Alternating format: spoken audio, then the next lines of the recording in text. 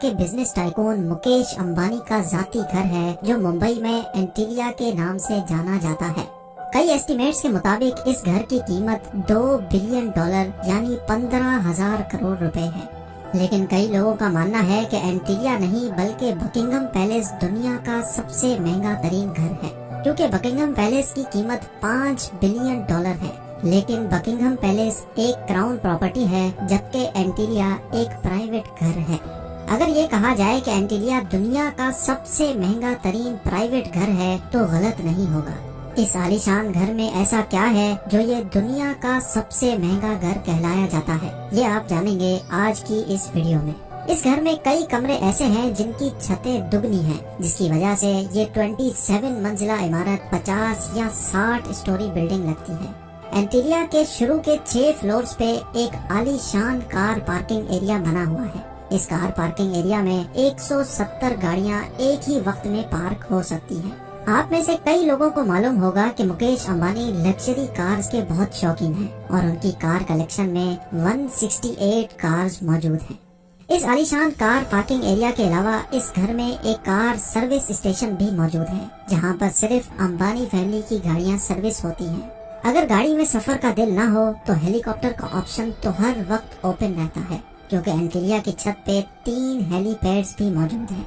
Car parking area से रास्ता एक शाहाना लॉबी में जाता है, जहां पर 1-2 नहीं बल्कि पूरे 9 एलिवेटर्स लगे हैं। अंबानी फैमिली के अलावा अगर कोई इन एलिवेटर्स पर ऊपर जाना चाहे तो ये सिर्फ उस फ्लोर पे ही रुकती है जिस फ्लोर का एक्सेस हो।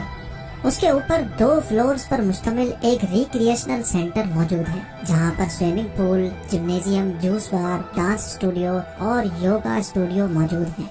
जैसे आप ऊपर बढ़ेंगे आपको एक स्पा, सैलून और मसाज रूम मिलेगा। उसके साथ ही एक बहुत बड़ा आलीशान हॉल मौजूद है जिसको मुख्तलिफ इवेंट्स के हिसाब से इस्तेमाल किया जा सकता है। एंटरटेनमेंट की बात की जाए तो इस घर में एक सिनेमा भी मौजूद है, जहां पर 50 लोग बैठ के मूवी एंजॉय कर सकते हैं।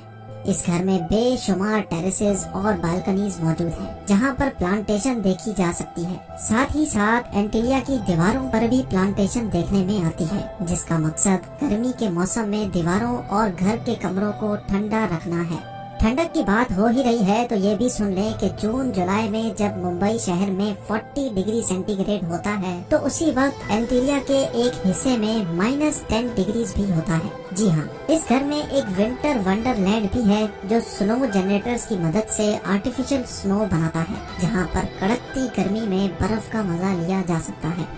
इस आलीशान स्ट्रक्चर का डिजाइन शिकागो की एक architecture firm Perkins and Wills ने किया है, जबकि इंटीरियर डिजाइन एक ऑस्ट्रेलियन कंपनी सिमिक ग्रुप ने किया है। लेकिन हैरत की बात यह है कि ये 4 लाख स्क्वायर फुट की बिल्डिंग सिर्फ 5 लोगों के रहने के लिए बनाई गई थी, यानी मुकेश अंबानी, उनकी वाइफ नीता अंबानी और उनके 3 बच्चे। लेकिन इससे भी ज्यादा हैरत की बात यह है कि इन 5 लोगों की खिदमत के लिए और इस आलीशान घर की देखभाल के लिए 600 लोगों का स्टाफ रखा गया है, जिसमें chefs, cleaners, drivers, security staff, electricians और प्लम्बर्स शामिल हैं।